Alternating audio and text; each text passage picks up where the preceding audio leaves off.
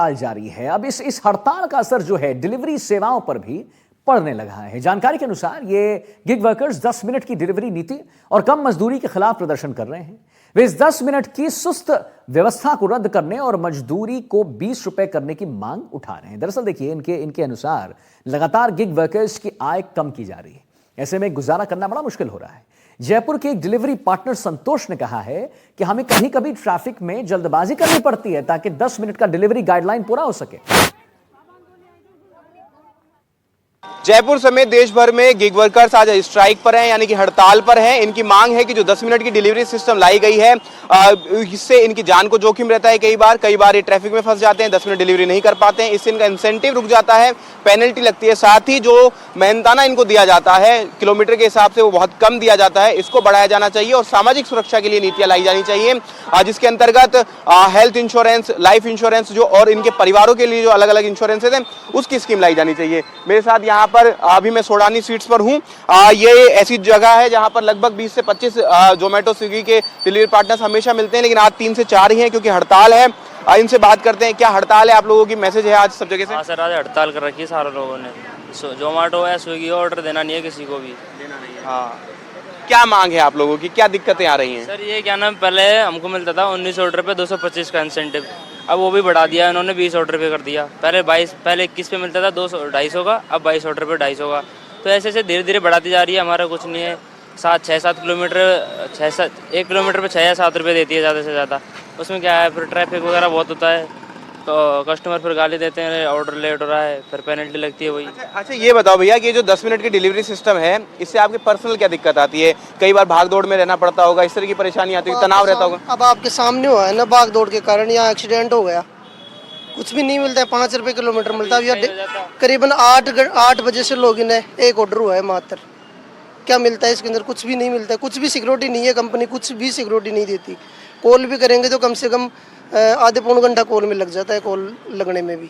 देखिए, बिल्कुल इन लोगों की मांग है कि किलोमीटर के जो चार्जेस हैं वो बहुत कम मिलते हैं। साथ ही 10 मिनट का जो डिलीवरी सिस्टम है उसके चक्कर में भागना पड़ता है, भागदौड़ रहती है, जिसमें कई बार हादसे हो जाते हैं। और उसके अलावा जब डिलीवरी लेट होती है तो पेनल्टी लगती है, इंसेंटिव नहीं मिल पाता है और इन्हें ज़्यादा घंटे तक काम करने के लिए पुश किया जा रहा है। और इस सब को लेकर के आज जयपुर समेत देश के कई बड़े शहरों में गिग वर्कर्स की हड़ताल है।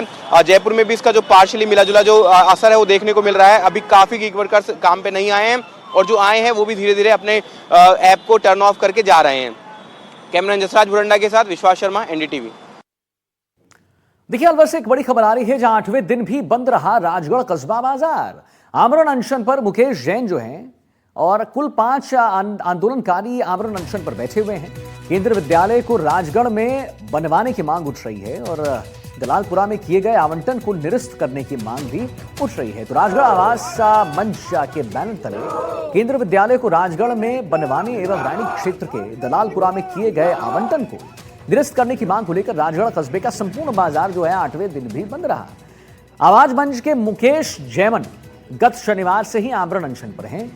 वहीं अब कुल 5 आंदोलनकारी आमरण अनशन पर बैठ गए साहब। जानकारी के अनुसार 2021 में रामगढ़ के लिए स्वीकृत हुए केंद्रीय विद्यालय को दलालपुरा पहुंचाया गया, जिससे नाराज लोग 2 महीने से आंदोलन कर रहे हैं और पिछले 8 दिनों से राजगढ़ कस्बे के संपूर्ण बाजार आप कहिए जो है बंद है।